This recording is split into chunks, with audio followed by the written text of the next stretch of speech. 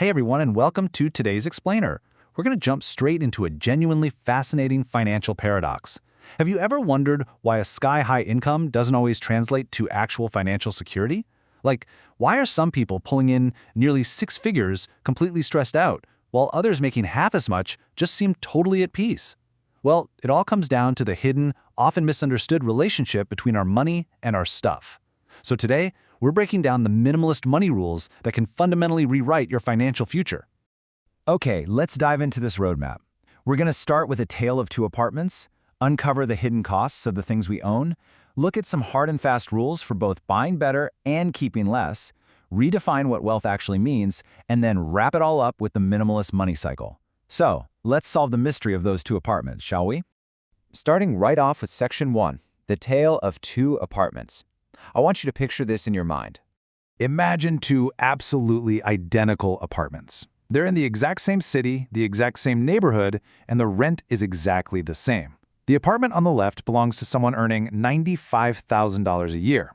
You walk in and boom, massive 75-inch television, a stunning leather sectional that easily costs $4,000, and closets just bursting with clothes. Honestly, half of them probably still have tags on them. But if you look a little closer, this person is secretly terrified. They check their banking app with a knot in their stomach because, in reality, they are literally two missed paychecks away from a total financial meltdown. Now, step into the apartment on the right. This person earns just $52,000 a year, but the first thing you notice is space. Room to breathe. A modest couch, a kitchen stocked with exactly the tools they actually use, nothing more. But here's the real kicker.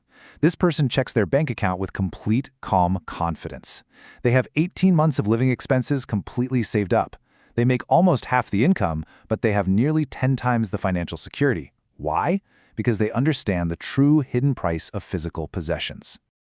And that brings us perfectly into Section 2, the hidden costs of stuff. So what's the big secret that our $95,000 earner is missing? It's the fact that everything you own actually costs you money twice. The first cost is the obvious one, right? The purchase price on the receipt. But that is literally just the entry fee. It's the second cost that quietly drains your bank account. These are the ongoing, totally ignored expenses that stick around for as long as you own the item. To put that into perspective, think about this number, $600 to $1,000. That is the annual implicit rent you are paying just to store a 20-square-foot treadmill in an average urban apartment. Space costs money. And let's be real here, that treadmill is probably just functioning as a very expensive coat rack most days anyway. Let's break down this second cost cascade step by step because it's a real eye-opener. First, as we just saw, is storage. Space isn't free. Second is maintenance. A boat sitting in a driveway costs roughly 10% of its value every single year in upkeep, insurance, and winterization alone. Third, and we rarely think about this, is mental energy. Everything you own demands a slice of your attention. You have to clean it, organize it, worry about it. Researchers have actually found that visual clutter directly spikes cortisol levels in the brain. Your stuff is quite literally stressing you out. And finally, the big one, opportunity cost. A $15,000 home gym setup isn't just $15,000. If you had dropped that money into index funds instead, it could have grown to $50,000 over 15 years. You didn't just buy a gym, you bought a gym instead of future financial freedom. So how do we fix this? That leads us straight into Section 3, Rules for Better Buying. It is time to open up the Minimalist Toolkit. Now, what's really interesting about this is how cost-per-use math completely mathematically destroys the illusion of a cheap impulse buy. Minimalists live by Rule 1, calculate cost per use. Look at a cheap $200 jacket that you end up only wearing twice. That isn't a bargain. That just cost you $100 a wear. But a high-quality $400 jacket that you actually love and wear 200 times, that drops to just $2 per wear. The expensive jacket is vastly cheaper in reality. Or think about a $2,000 mattress, used every single night for 10 years. That's 55 cents a use. That is extraordinary value. Doing this simple math cuts through marketing hype and impulse emotions instantly. Moving on to Rule 3, which is an absolute game changer. Never upgrade out of boredom. An item remains functional until it genuinely fails to serve its purpose. Feeling the desire for a new style or a slightly better camera on a phone? That isn't failure. That's just marketing successfully convincing you to solve problems you don't even have. Upgrading perfectly functional cars and phones is wealth destruction disguised as progress.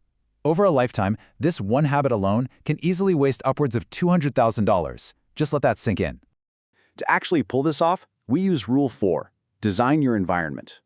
We all know willpower depletes, but your environment is constant. First, you've got to create spending friction. Delete those shopping apps from your phone right now. Unsubscribe from the promo emails. And crucially, implement a strict 24-hour waiting rule for any non-essential purchase. That rule alone eliminates roughly 70% of impulse buys. Second, create saving ease. Set up automatic transfers on payday before you even have a chance to see the money. You have to make the right choice the easiest choice. And before you make any major purchase, you absolutely have to understand Rule 7, the lifestyle multiplier effect. A purchase is rarely just one isolated item, right? It triggers an entire expensive ecosystem. You don't just buy a $30,000 boat. No way. You buy the boat, the trailer to move it, the truck to tow it, the storage fees, the maintenance, the life jackets, the insurance. A seemingly reasonable $5,000 purchase can easily snowball into a $12,000 drain when you add up all those hidden multipliers. All right, shifting gears to Section 4, rules for keeping less. We've talked about stopping the incoming flood, but how do we manage the stuff we already own?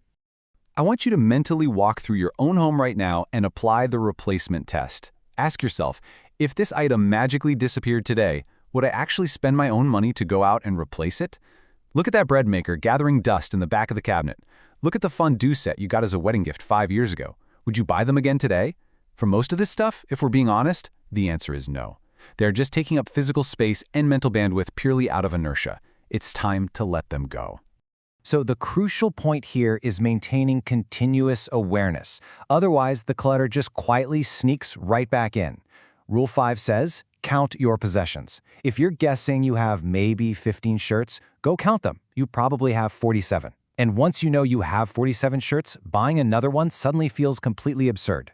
Set a hard limit, maybe 30 shirts total. Then bring in Rule 10, cyclical decluttering. Do not do a massive, exhausting, weekend-ruining purge once a year. Just remove 3 items a week. It's totally manageable, it's sustainable, and it completely prevents that gradual reaccumulation of junk. This naturally brings us to a major philosophical shift in Section 5, redefining true wealth. Have you ever wondered why people making $300,000 a year still feel completely broke? It's because they are trapped in a vicious cycle of expanding expectations. Their income goes up, so they upgrade their lifestyle. But soon, that new lifestyle just feels normal, so they need even more income to feel like they're making progress. It's an endless treadmill. Rule 8 solves this by defining enough before you even start earning the big bucks. Decide what kind of home, what kind of car is actually sufficient for your happiness. When your income grows past that preset target, the excess doesn't go toward more stuff, it flows directly into your investments and buys your freedom. Which ties in perfectly to Rule 9. Measure wealth by optionality, not accumulation. True wealth isn't the flashy new SUV parked in the driveway. True wealth is having the ultimate freedom to walk away from a toxic boss, or take 6 months off to care for a sick family member, or pack up and move to a new city just because you want to. A person earning $80,000 but only spending $45,000 has massive, life-changing optionality. The person earning $200,000 but spending $195,000, they're just trapped in a really nice golden cage. And finally, we arrive at Section 6, the Minimalist money cycle. Let's move to and see how this all builds into this incredible psychological payoff. It really is a virtuous cycle. You start spending deliberately, buying less stuff. That allows you to save aggressively. Those savings create actual, tangible financial security. And here is the absolute magic part. When you feel truly, deeply, financially secure, the emotional drive to constantly consume just drops naturally. I love this quote because it hits the nail right on the head. You don't need the stuff to feel successful because your bank account already tells you the story you want to hear. Think about it. So much of our impulse shopping is just a desperate attempt to temporarily fill an emotional void that's created by underlying financial insecurity. We buy things to look successful because we don't feel successful. But once you have real strength in the bank, that whole compulsion just dissolves. The research backs this up too. Beyond basic comfort, buying extra stuff does almost nothing for your actual day-to-day well-being. So, bringing it all back to those 2 identical apartments we started with, I want to leave you with this one final provocative thought. Do you want to own your possessions, or are you comfortable with your possessions owning you? Reclaiming your physical space reclaims your money, and reclaiming your money reclaims your life. The math strongly favors owning less, and honestly, so does the peace of mind. Thank you so much for joining me for this explainer. Go out there and start looking at your stuff a whole lot differently today.